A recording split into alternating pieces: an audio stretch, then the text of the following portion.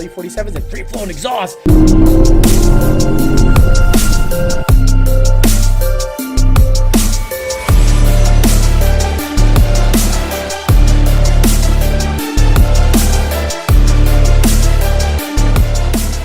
Hey guys, it's Alex coming at you from the 2014 GT500 I bought called Section 8. The first thing I talked about, I said if I ever own this car, I am getting rid of the steering wheel. Not only is it too small, this almost belongs like in a road race car. It's very nice, feels nice, but it's borderline dangerous in a car like this. It's too small. I don't get enough leverage. The car is super twitchy, and to correct with this steering wheel is odd to me. Luckily, previous owner has the stock steering wheel, or had the stock steering wheel, have it shipped to me. So what I'm going to do, take this guy out. It seems pretty straightforward. Put the stock one back on. And the nice thing about putting the stock one back on is you have all these things here to be able to turn off all of the prompts that show up. The advanced track, all of the errors that are showing up, because this car basically is a full-out drag car and it doesn't have a lot of the things like wipers, doesn't have ABS is disconnected, but a lot of things that I can turn off, I will turn off, and I can't do anything with this guy here. Now, the other thing I have to do is make sure that the trans brake is somehow mounted in the steering wheel. Now, in the previous situation, they must have mounted something, trans brake button back here somewhere with the brackets. So I'll get with Jake at Power by the Hour and see what he did there, because I'd like the button to be, up here. So when I launch, the button is somewhere up here. So hopefully the bracket is around here somewhere, but let me get this steering wheel off and then we'll get this guy on and we'll be able to shut off all the nannies that show up on the dash. That was fairly painless. It has a quick disconnect, so that was actually pretty straightforward. Quick disconnect, then take these bolts off, and with a 15/16 get the last guy out of there. There it is. God damn.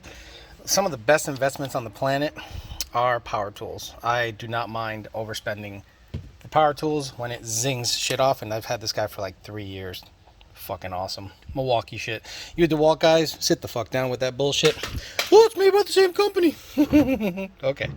All right, here we go. All right, let's put the stock stuff back on. Get rid of all the nannies on the dash, and we should be good to go. Clock spring installed. 15/16 back in there. I'm not gonna kill it. I'm just gonna... Jesus. Easy, Alex. Just to make sure everything is working properly. So yeah, whoa, that definitely needs to be stuck down quite a bit more, Alex. It's a Loctite doing its thing, bro. Doing its thing. There you go. Ooh, yeah. Look at that. Look at finally how it's supposed to feel. That little steering wheel was just dangerous feeling. So hopefully all these guys work and all the nannies can be shut off on the dash, and hopefully this airbag doesn't blow up in my face once I reconnect the battery. So yeah, let's see how that goes. The little module that this guy connects to, that's supposed to hook up to the back of the airbag, it's not there. So that's okay. I am not looking to have an airbag in this car anyway. I'm sure when this thing hits the wall, all the side curtain airbags will go off, but I have all this, stuff to keep me from, really having a bad time. Damn, this is a nice cage. Nice parachute lever deal here, so just, and you're good to go. I don't think I'm going to pull that. I mean, this thing stops real good with the Woolwoods, but if it's going out of control, might as well. So let's get the sucker back on, turn it on, and let's see if all the nannies, minus the airbag lights, because the airbag lights are going to stay on because this guy's not connected. Let's see if all the nannies can be shut off once everything is back and hooked up. There we go. There we go. Perfect. Okay, steering wheel is on. Button is here. I got to secure it better.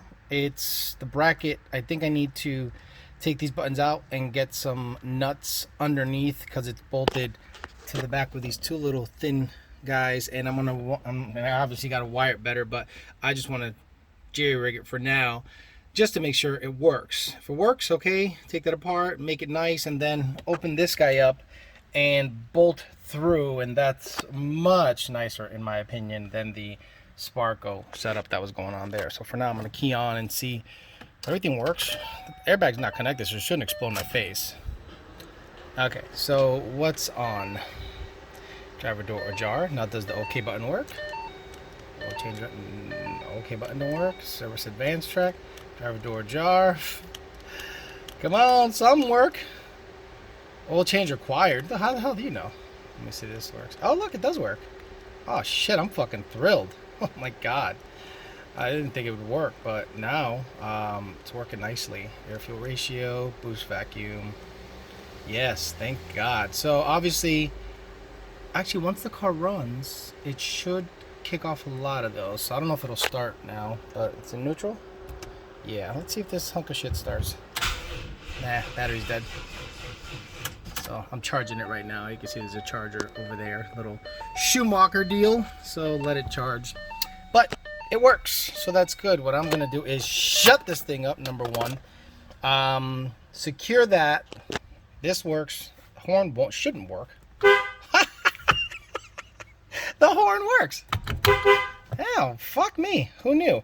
All right, so that works. So I take it all these things will work, but once the battery's charged and the car's running, I'm gonna see if everything works so that, you know, the radio and everything, because I have no idea if the radio and all that stuff works. Once the steering wheel was removed, a bunch of shit went away, but I want to make sure that the sync system and everything is functional, because that's cool in my opinion.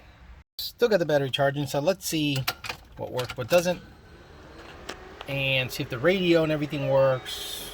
Okay, oil change required.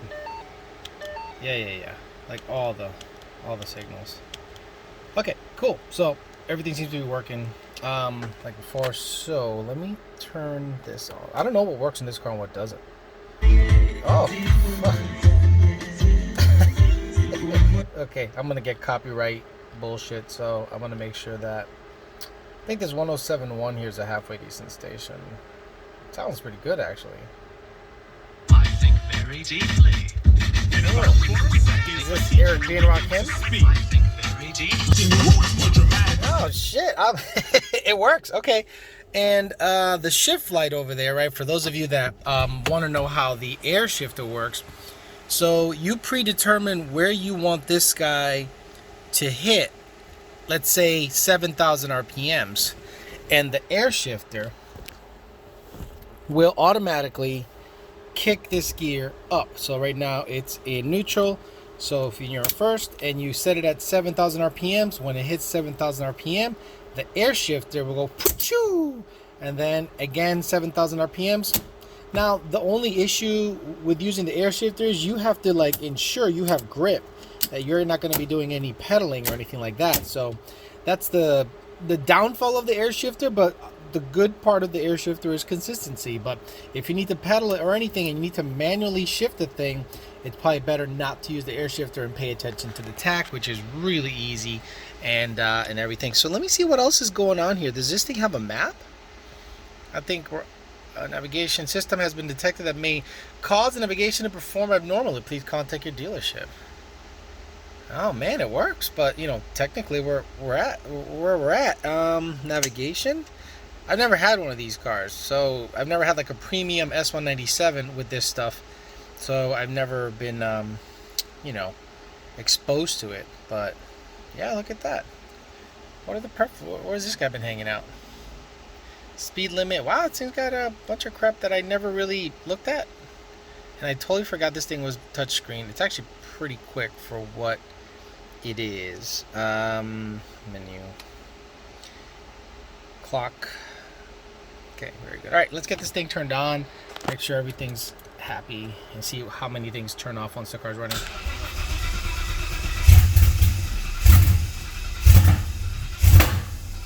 I know, baby.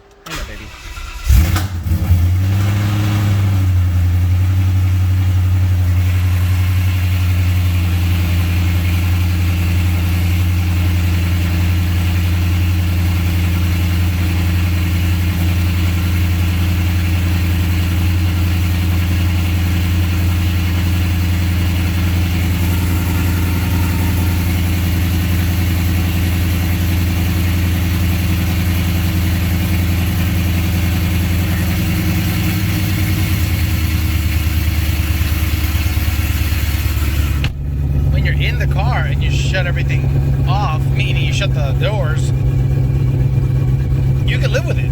You totally can live with it. But when the doors open, it's just insanely obnoxious. So, all right, this guy's done. Now I'm gonna go ahead and work on the Fairmont, which is right over there waiting for me. And I gotta go ahead and replace the belt on it.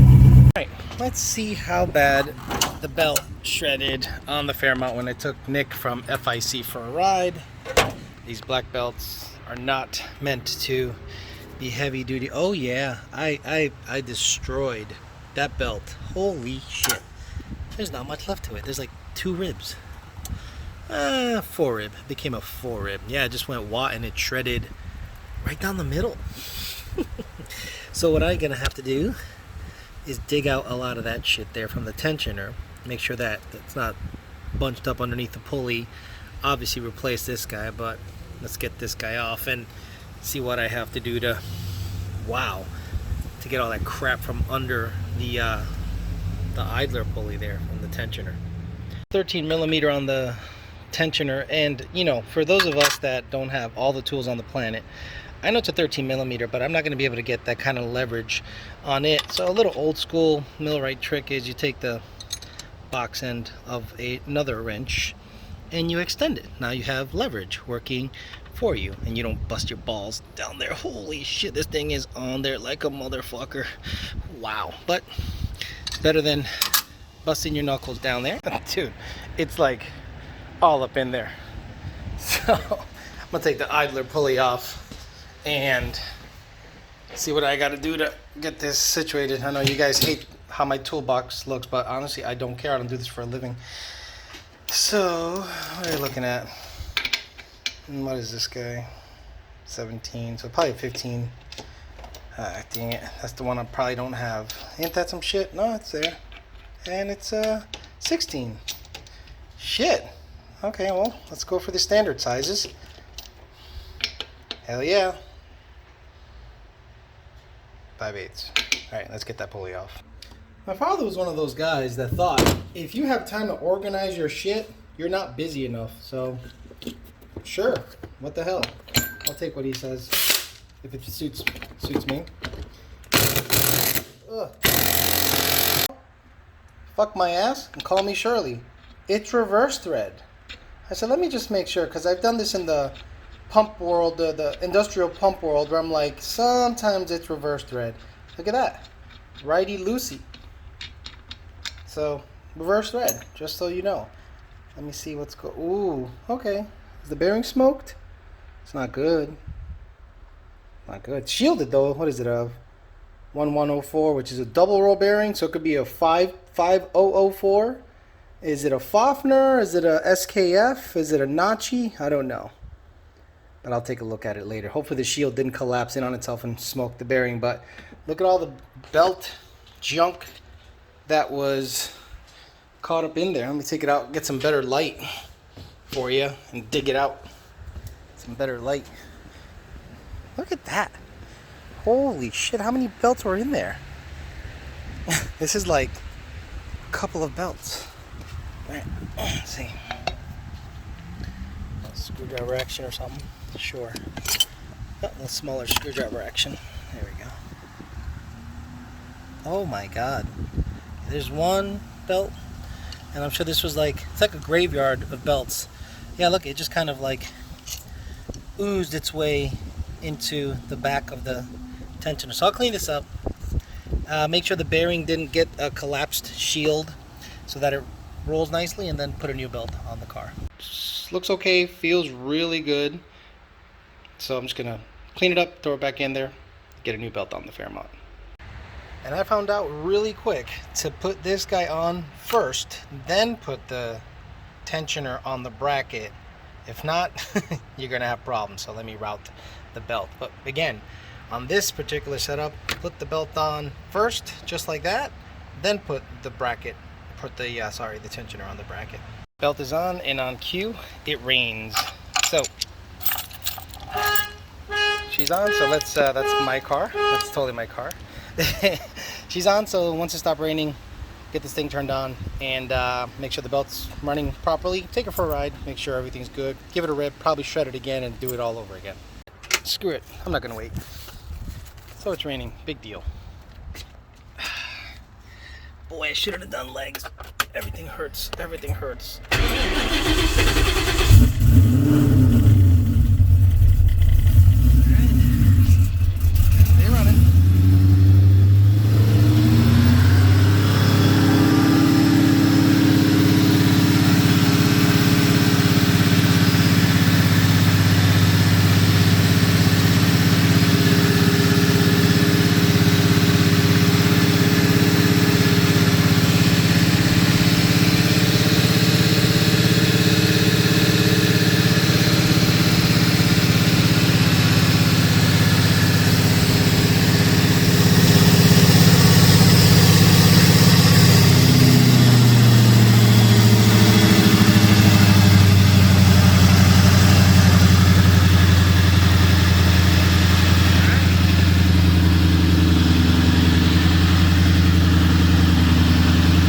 So good.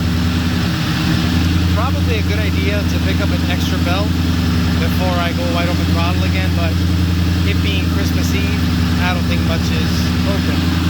But it's on, so I'm happy. One other thing I wanted to show you guys before I ended the video. I'll take it for a rip, that'll be the end of the video. But after driving it for a little while and the weather changing a lot here in Florida in the winter, it actually gets down to 50 and maybe 40. I noticed the breathers were kind of huffing and puffing. Look at them. You have to change these. Oh, look at that. Look at that. Would you just look at it? So let me see if I can drain this sucker and see what the hell it looks like underneath. I can even video it. It puked. Let me just tip it over. See what it looks like. Oh my god. Yeah. Dude. It has drain on the bottom, but it was just full of moisture. So you got to check your stuff often. E85 loves to attract moisture. So when you have catch cans in your setup, you know, look them over often. Let me open this guy up real quick, see how much jizz comes out of the bottom. All right, it's open, but nothing's coming out. But maybe, just like your mom, when I blow on it, put my mouth on it, well, nothing came out. It's open. But maybe just like your mom, she likes me to put her mouth on it so cream stuff can come out. Nope. She's dry. Your mother's dry, just like this catch can. So yeah, the moisture, it has some kind of like wool in there, but it's like a Hearst catch can. But yeah, guys, make sure you drain your catch cans if you're running 85, especially if you're in places where the weather changes drastically, especially the Northeast. Probably a good idea. So let me check the other one real quick. I like how this catch can mounts. It's a really nice little bracket here Mikey made up. Really easy and secures with this guy. Nice stuff, nice stuff. All right, let me, the other catch can is a little, they're both venting to atmosphere. A lot of people say, why do you have them venting to atmosphere? Well, I don't have them drawing air into anywhere. It's just venting to atmosphere. If I was stupid and I had one of these guys drawing air in, right, basically what I'm causing, if that's open, what I'm causing is a vacuum leak. Right? So if I got a filter open and I'm drawing air in past the MAF with a filter on it, so it's gonna cause a vacuum leak. I forget which side specifically, but typically if you're gonna keep them vented to atmosphere, keep them both vented to atmosphere. If it's gonna be closed loop, make sure there's no filter on them. You should be able to stuff a guy in there nicely and not have a 30% vacuum leak. Sometimes even the O-rings on them leak a little bit. This guy might be able to put the pan underneath it and drain it that way. Of course, the zoom doesn't work. So I might be able to put the pan underneath that guy and drain it that way. Let me try that real quick. I do like the Fairmont. It's easy to service. I think Mikey did a good job. I think Fox bodies in general are kind of easy to service as long as you don't build it like a fucking total retard. But, you know, put the catch cans in the right place. Look at that water. Wow, that's nuts. Nutty. Look at that. That's a decent amount of water, guys. Yep.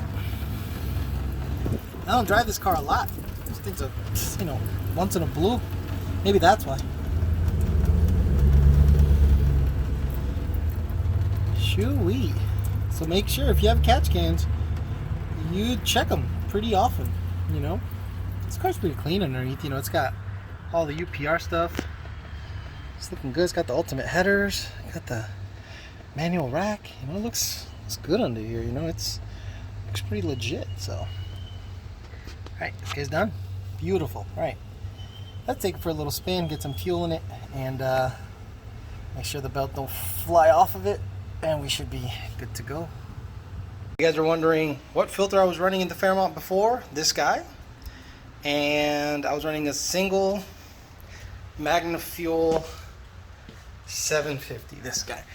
Oh man, I got a bunch of shit here. I was running this guy. Single Magna Fuel 750. Okay. And then all of a sudden, car did something funky. Took the fuel filter apart. That's what the cartridge looks like. Yep. It either pressurized the absolute shit out of it, or there was a restriction somewhere, but look at this thing. It ruined it. And it also subsequently sent so much shit down the line in the Fairmont that it ended up at the injectors. So I replaced it with an Air Motive, a huge fuel filter, brand new feed line, and then flushed everything out, made sure the car was happy. What I should do, honestly, is mount everything nice back there, but for now it's gonna work. I just don't have the brackets that I want to use to be able to mount the big filter back there. But now let's take the Fairmont for a ride, make sure the belt stays together.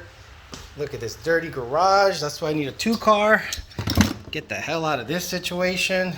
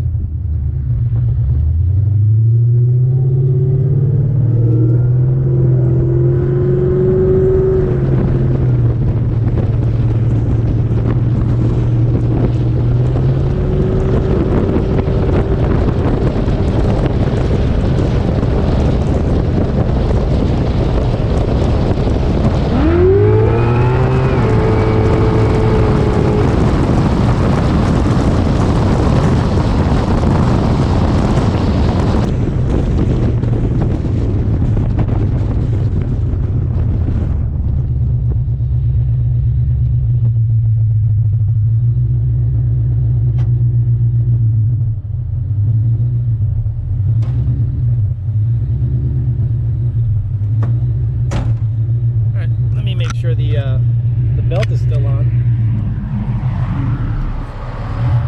I don't smell anything funny, so the belt I think should be good. And it shut off on me, of course. But yeah, it's looking really good. Belt is not jacked up in any way. So yeah, you can see the old belt flung off and got a bunch of crap in there. So that'll do it. I didn't bring the draggy with me because, to be honest with you, after you see this video, you'll see how much this car spins. You'll see how much this car spins on the street doing 60 to 130 stuff. So it's been in the force, so I'm more than happy with that. So I'm gonna get this thing to the track after upgrading the fuel system. Just to show you that real quick. It doesn't look great. I gotta clean it up a little bit, but I cleaned up the fuel system a little bit. I got a new filter on it, and hopefully get back to the track, run that quicker than a 50. Don't laugh, don't laugh, don't laugh, okay? It's a feed line to a filter. I have to secure that, I know. I'm gonna secure everything before it gets to the track, so hopefully I'll get cracking on it. But apparently the old fuel filter collapsed in on itself and jacked everything up. All right, guys, that'll do it for me for this Christmas upload. Just making sure that I get you guys some content like I said I would. Worked on all the cars, fixed the belt on this guy, fixed the fuel system on this guy. It does rolling, it does rolling ridiculous burnouts, as you see. So can't wait to get it to a track where there's some actual grip and get you guys some actual content on the Fairmont. Thanks for listening, guys. Talk to you later.